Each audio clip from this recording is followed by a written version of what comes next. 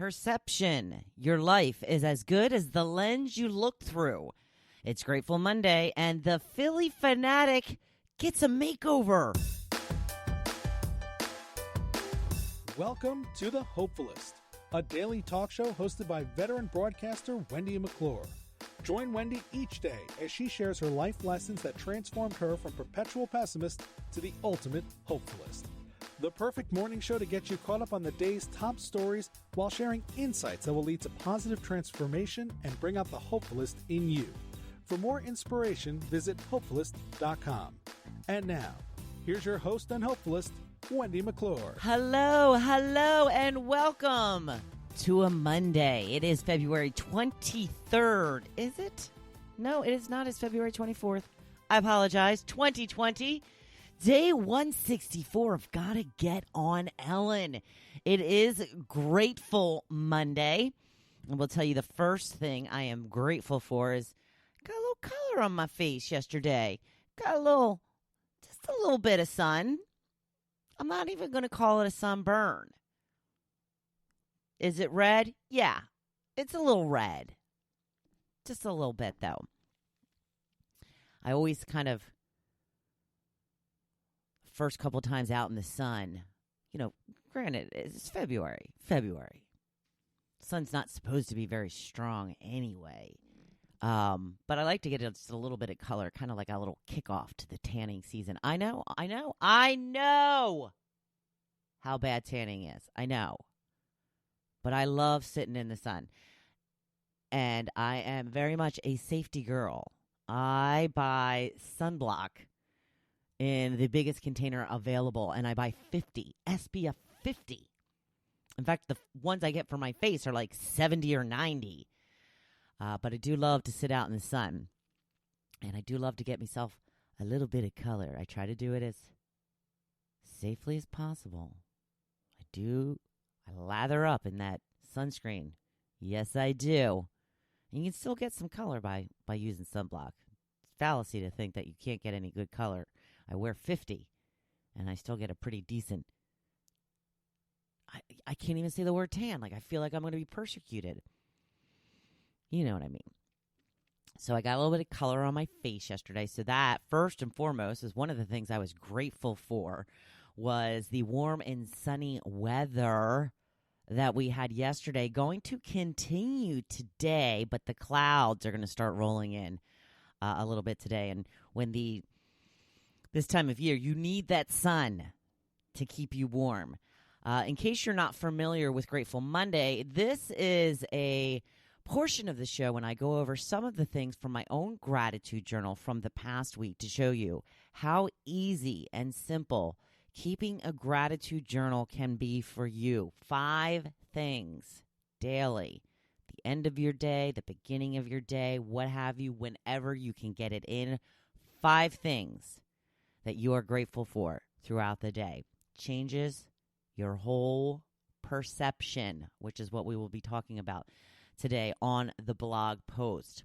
So, other things that I was grateful for over last week, met my friend Megan at a new coffee shop that I had never been to before, aside from the fact that they did not have half and half. It was a pretty good experience. My book club discussion on the Alchemist, I talked about that a little bit last Friday. My favorite watering hole, the porthole, reopened. They had closed down for about a month for some repair work. They reopened on Friday, so Joe and I ventured on out, ran into our friends, Steve and Mary. Was grateful to run into them, very good friends of ours. And I think that is all that I pointed out for the most part. So I'm going to try and soak up a little bit of sun today as well, because it is very rare you get temperatures like this in February.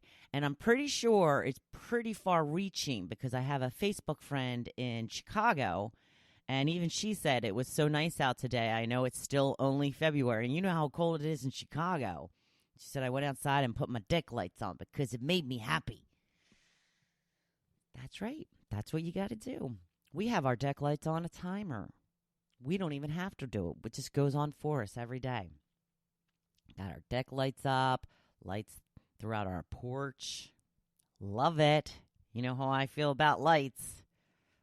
I want it to be Christmas here at my house all year long. So very interesting story that I found on the news this morning. A 16-year-old poodle was snatched by a hawk, and he took off. Apparently, the hawk dropped him about 4 blocks later and 4 blocks away, and the dog was found 48 hours later. I guess the dog had a chip, and the owner was called, and she's like, there is no way the dog, that 16-year-old dog who can't see and or hear, survived that. And she went to the vet's office, and there was her dog. Wow. It's amazing. Those hawks scare the bejesus out of me. I think Tucker's a little too big to be picked up by a hawk. I guess it depends on the size of the hawk. This dog was about 6 pounds that had been carried off. Tucker is 14. So I don't think that she's in that much danger of getting carried off by a bird of prey. One never knows. We get warnings fairly often around here about the hawks and to keep an eye on your little ones. But a very happy ending for that story. Philly Phanatic getting a makeover. That's right. I don't know if you've had a chance to check it out yet, but he has a fuzzy tail now. It's kind of a different color than the rest of his greenness. I think it's a blue. It's either a blue or a purple. I'm thinking of it right off the bat right now. I think it's blue or purple. They've extended his back end quite a bit. It looks almost like a dinosaur tail almost. He's got red shoes now instead of his white and greenish type shoes, and they've added wings to his arms. Just on the inside of, his sleeves, he's got like a wing-like look to him now. I don't know why they got to change things. Everybody loves the Philly Phanatic. He has been voted the best mascot year after year after year, except for that one year when they voted Mr. Met the best mascot, which is stupid. It's just a stupid big old baseball with a face on it. Whatever. Philly Phanatic is the greatest mascot of all time. I will fight you on it. That's right. I'll fight you on it. So if you haven't had a chance to see the new Philly Phanatic, check them out. You'll see them everywhere soon enough. Spring training in full force.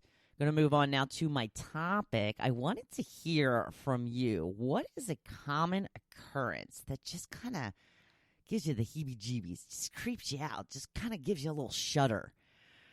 For me, it's always been whispering. I can't stand it when people are whispering. Like, it scares me. When there's a commercial, like, there's certain, like, car commercials or whatever that come on occasionally, and there's, like, whispering throughout the whole commercial. Like, I literally, like, it makes me cringe. I'm like, stop. I think it reminds me of horror movies. They're always whispering in the horror movies. That's the only thing I can come up with. But it literally freaks me out. Whispering, I can't take it. I have to turn it off. Makes me crazy. Marcy says the ads that show up on Facebook or in my web-based email for items I have searched on other devices. Yeah, that is crazy. It's so... Somebody had called the radio station once to try and explain to us how this happens. But what I often found is I would be home on my iPad, and then I would sign on to my work computer, and ads would start showing up for something. Like, say I was searching for a Louis Vuitton purse. All of a sudden, all these ads would show up on my, not only my Facebook, which is kind of a little explainable, I guess, because it's the same account, but other areas like MSN or like I don't know. It's creepy to me. If it's creepy to me, and it just goes to show you have no privacy whatsoever. Joe says spiders in the shower. Joe is not a fan of spiders. Dawn says staring. Staring is creepy, isn't it? Yeah, I think that's creepy. Eleanor says, my dog eating poop. I don't know if that is a common occurrence. Now, my dog used to do it when she was a puppy. I think it's typical of puppies.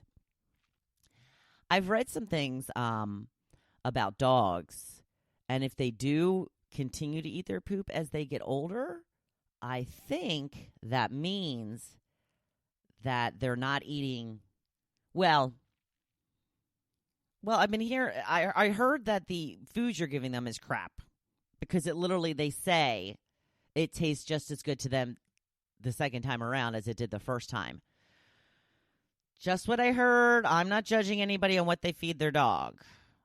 Well, not here in this context anyway. And Kate says the damn stink bugs. Ew. Yeah. Yeah, they kind of just freak you out. They look ugly. See a stink bug, you're like, ooh, gross. Get away from me. And, there's always that big dilemma, debate. Should you squish the stink bug? What should you do with the stink bug? I have squished some stink bugs, and it's been fine. I don't know. Maybe I got not so stinky stink bugs. Squish the stink bug, usually because it's, it's intuitive. It's what you just kind of, do when you grab a bug. You smush it. And then you throw it in the toilet, flush it down. Well, I mean, you have a tissue. I usually grab a tissue first. I don't do it with my bare hands. Especially not a stink bug. That's not a good idea. Throw it down the toilet. It's fine. It's fine. Moving on to today's blog post. I'm just moving and a shaking today, right? It's a Monday morning and we're getting stuff done. Just going through the list, crossing things off. That's right. It's going to be a productive Monday. So today's blog post is about perception. Your life depends on how you look at it. So true. So true. Which direction are you looking? I put up a picture of my view from yesterday. One picture is the view of myself facing forward. And, I live on the water, very blessed. But our son is in the front of the house in the afternoon. So I often joke that we live on the wrong side of the lagoon. I'd rather have the afternoon sun. Most people tell me in the summertime you would rather not have the afternoon sun. I agree to an extent. But the thing, and I do not expect you to feel sorry for me. I know when I talk about this problem, people are like, oh, boo-hoo. I know. I even joked around on the community page about it yesterday, and I said, hashtag for sure problems instead of first world problems. When I am facing the sun, except for, very early in the morning when the sun first comes up, I can sit and face the water. It's always chillier in the morning. If you're going to be spending the day outside, you usually do it a little bit later on, like after 9, after 10. After that point, the sun's already kind of moving around to the front side of the house. I just want to sit and look at the water and have the sun on my face. But the side of the lagoon that we're on, the way the sun is set up, well, I guess the way the house is set up, not the sun, is that the sun is always behind me when I'm looking at the water. And like I said, there are bigger fish to fry. There are way, way bigger problems in this world than that. But, I'm going to say this. This house was not cheap. You want to live on the water, you're going to have to pay for it. And I did not pay all this money to get a house on the water, to have my back to it constantly. Kind of defeating the whole purpose of my blog today because I'm going off and I shouldn't be because all I have to do is turn around. That's all I got to do. I got to turn around. So the one picture is of me reading my book, facing the sun, but I'm having to look at the back of our house. So mostly I saw our steps on our deck and the neighbor's house. Still nice. Still sitting outside. I can just turn my head anytime I want and look at the water. And then I have another picture of when I turned the camera around and took it from the point of view of the people who are looking at me.